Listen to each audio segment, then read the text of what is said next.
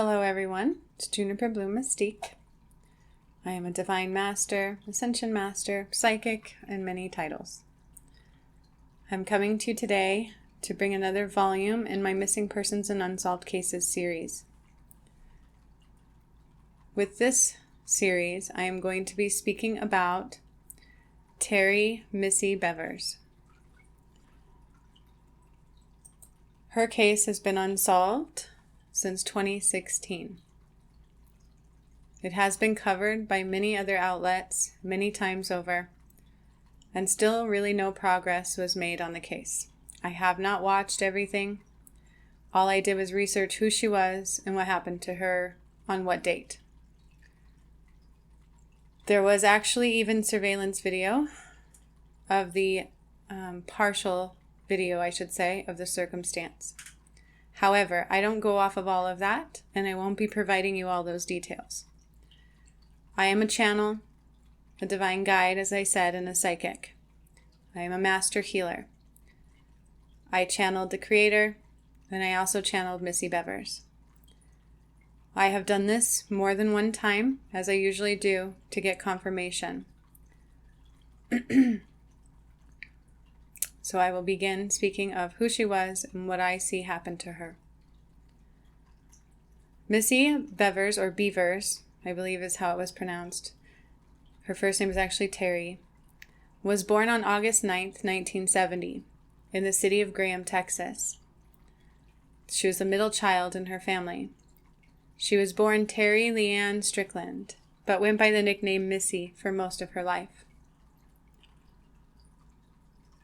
She married Brandon Bevers and went on to become a teacher and then a mother.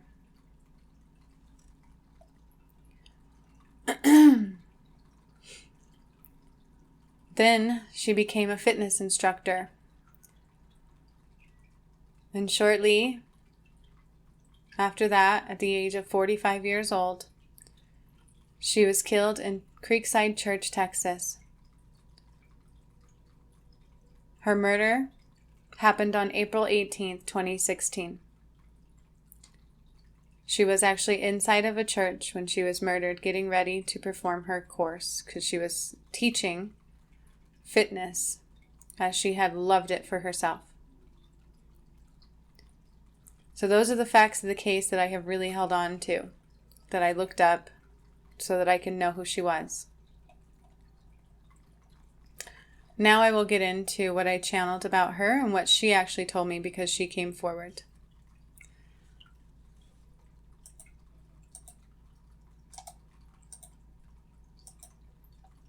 Terry Missy Bevers' murder, according to her, was a setup. According to her, it was planned about 4 months prior, or began planning it about 4 months prior.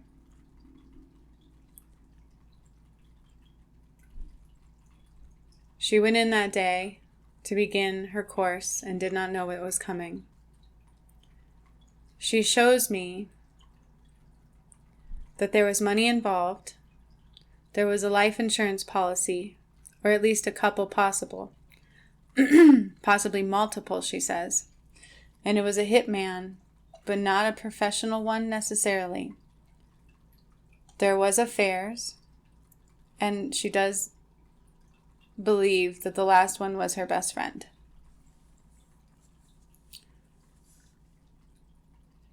She confronted her husband about wanting a divorce. This is what she is telling me.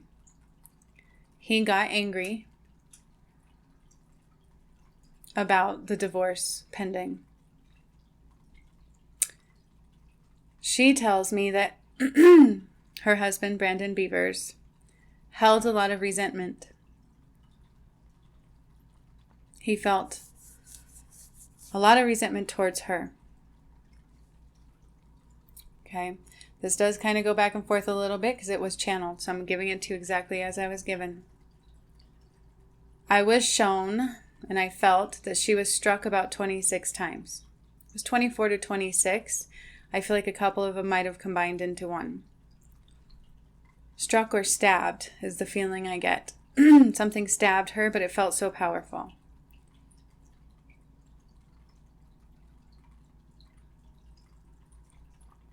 It was a shock to her. It was not her time to go. The husband was the beneficiary. He was the one who planned it, and he knows the person who did it. The name that I received a few times over now is Joe or John Espinoza. There was some rumors apparently that the person in the video was a female. However, it is not a female. It is very much so a male, and every time I would say that or feel that, I would get chills all the way up and down. That is my recognition and confirmation from Spirit. However, there are at least 3 people who know what happened to her. She also shows me that the killer kept the murder weapon and probably still has it to this day. Or at least he got rid of it years later, so he hung on to it for quite some time. It may have ended up in a dumpster somewhere not near the location. She was actually becoming scared months prior, is what she told me, if not weeks. She began becoming uncomfortable, felt uneasy, and feared for her safety at times. And she does say that she spoke out to people about this, including one of those being her best friend. Terry, Missy, was a go-getter. She knew how to get things done. She was a firecracker. She loved feeling healthy. She loved being beautiful. She so wanted to spread that cheer and love and healthiness and body positivity, as well as strength, and encourage those to make the changes they needed to make. She loved being a mom. That was her best life accomplishment. But she had more ambitions. She was not ready to go. She wanted to continue on the path of owning her own business and inspiring others to take their power and use it to be strong and resilient. But she couldn't wait to be a grandma someday.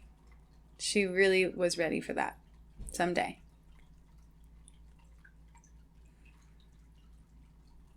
Again, she reiterated that it was not a female. It is a male, Joe or John Espinoza. He got roughly $8,000 for it.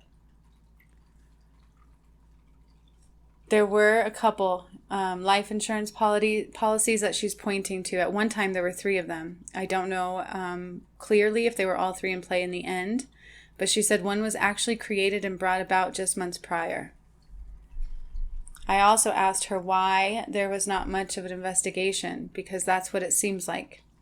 And she actually just said it was a non-complacent police department. They had bigger and better things to do and deal with than they truly just didn't care. They got close to following the correct leads, she said, and then just didn't take any further steps. They just wanted the media off their back,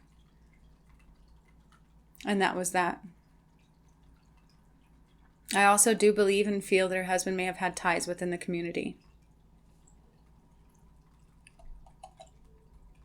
She is showing me again that her husband blamed her for a lot of things, and it made him feel less than many, many times over.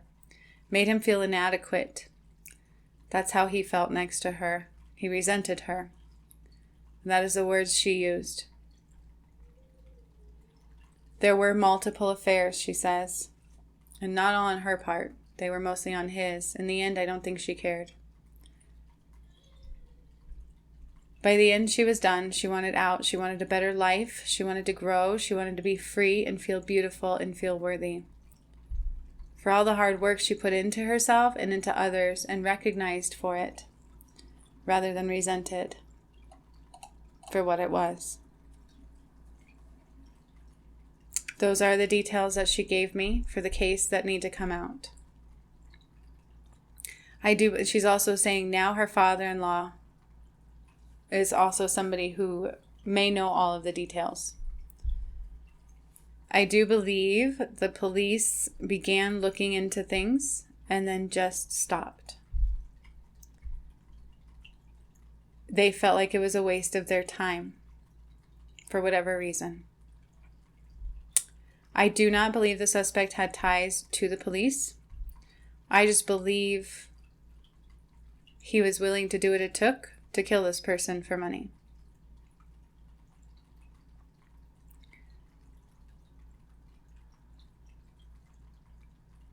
He may closely know the husband as well. There may be a tight relationship there. It's almost like a best friend, somebody he's known for a while at least.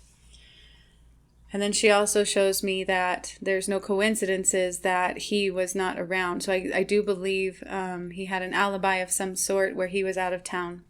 There is no coincidence. That was all planned. This was a planned situation. It was a hired hitman.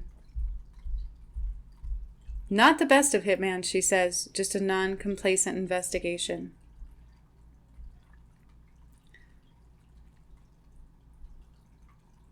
She shows me that she spends a lot of time watching over her kids and her loved ones, and watching them grow and change and learn and be the people they were meant to be. She does also show me that they were pretty safe, even afterwards. That was a big deal to her.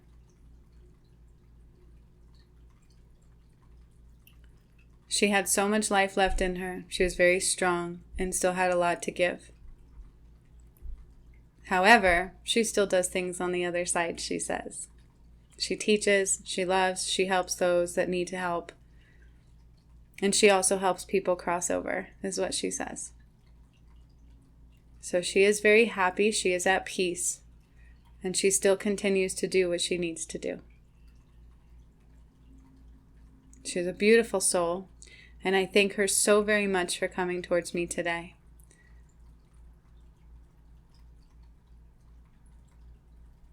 She does say, actually, there will be justice. Justice will be served. She just told me that. So I hold space for that. I can only give you what was given to me. The rest remains to be seen. I allow her light to shine the way it needs to shine, and allow what needs to occur to occur. She loves the words beauty and grace and poise. The rest is just playing in the rat race, and that's what she said. So again, I thank her for coming forward today. I hope this brings peace to her story and allows what needs to surface. That is my goal. May she shine in beauty, even on the other side. So much love to all of you. Until next time.